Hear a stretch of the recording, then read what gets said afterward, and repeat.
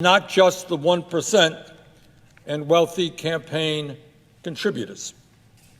That's not the way things usually happen. It's September 2021, and still, President Biden is taking his time with sending out stimulus payments. It's almost October, folks, and many Americans are still in need of financial assistance. That's just a fact. Unemployment rates are still high, and many Americans are on the poverty line. The only thing that President Biden needs to do is send out more stimulus checks, folks. What do you guys think about this? In fact, here's what President Biden said. The spending package, obviously, you need Joe Manchin, you need Kirsten Sinema, you need all of them because of the 50-50 split in the Senate.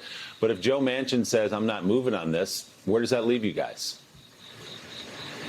Well, look, I appreciate the role that headline writers have in trying to write those types of headlines. But the truth is we're making progress. We continue to make progress. Democrats have said that President Biden's Build Back Better plan will make leadership buckle on the spending bill. Everybody, the Democrats' $3.5 trillion budget reconciliation package has encompassed the bulk of President Biden's social welfare. As of right now, spending concerns raised by Joe Manchin and Kirsten Sinema have prevented leadership from rapidly sending the measure back to Biden. In President Biden's spending bill, the package includes spending tranches for nearly every issue that Biden campaigned on, including paid family leave. Been made.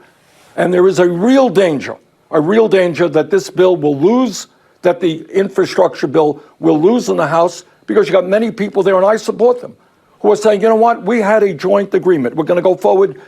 Federally funded healthcare expansion, climate, and other scientific investments. Biden has actually pushed back at Democrats' plan on taxes. The White House and congressional Democrats both want to raise taxes on the wealthy and corporations and strengthen tax enforcement. McConnell has declared that the Senate Republicans will not vote to increase the Treasury's authority. Everybody, here's the big news surrounding your Social Security benefits. Each month, millions of workers pay part of their earnings to the Social Security Administration, and the logic behind that is to help with your retirement that most people have when they depend on Social Security benefits. In January 2021, the average monthly Social Security payment was valued at $1,534.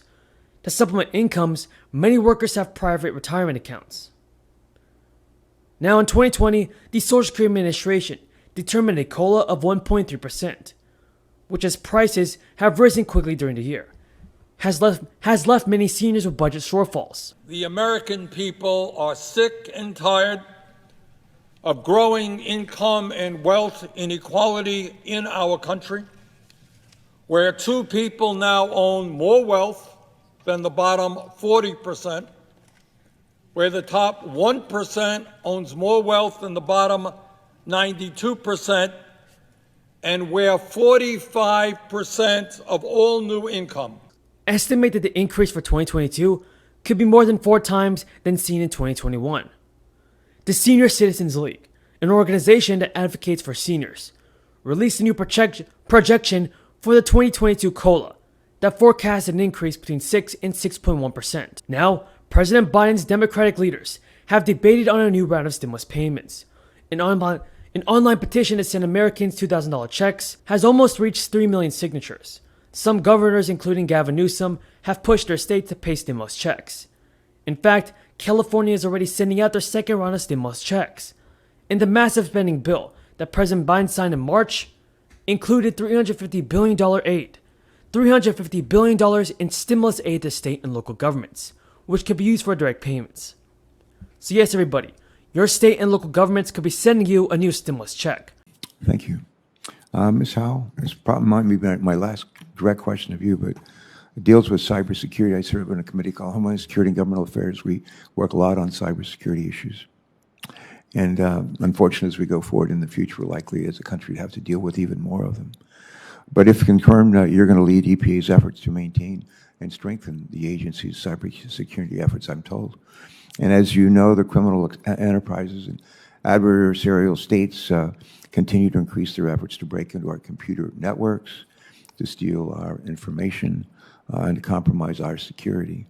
In recent years, EPA has been among the agencies that have seen major cybersecurity breaches. If confirmed, how will you seek to ensure that EPA makes cybersecurity a top priority within the agency? Thank you, Senator, for that question. Protecting the American people and environment will always be job number one, and that means cybersecurity must be a top priority for mission support. If confirmed, I will work aggressively to ensure that EPA's posture on cybersecurity improves.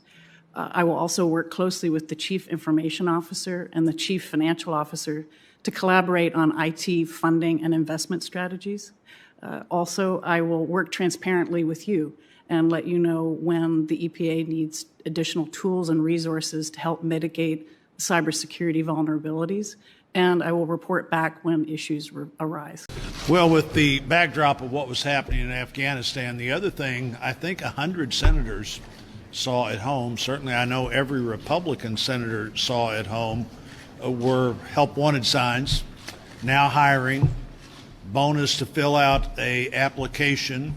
I think it was announced the 8th of September that there were 10.9 million job vacancies in America.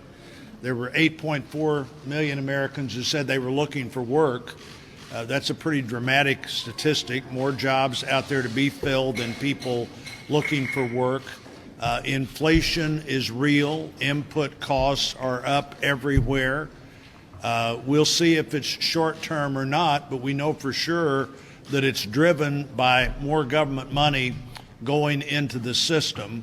And we've got to get real about government spending and government programs and how much we can afford to do. Apparently, governors, Democrats and Republicans, have gotten real about the extra $300 a week that was in the March bill the Democrats passed by themselves at a time when the economy was clearly coming back. There was no reason to incentivize people to stay at home, and that ended Labor Day weekend. The administration had already announced that governors could take their COVID stimulus money and replace that $300 with their COVID stimulus money.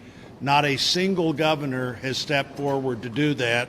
And in fact, the Democratic governor of New Jersey explained his decision not to do it by saying we must ensure that we are appropriating these funds judiciously for the greatest possible long-term recovery.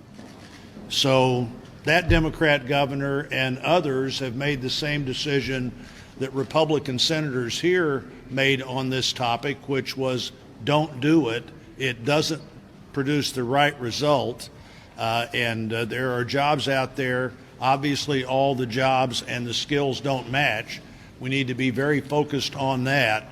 But we need to do what we should do here, not to make the current problems of job vacancies. NFIB, the National Federation of Independent Business, said 1/2 of all small businesses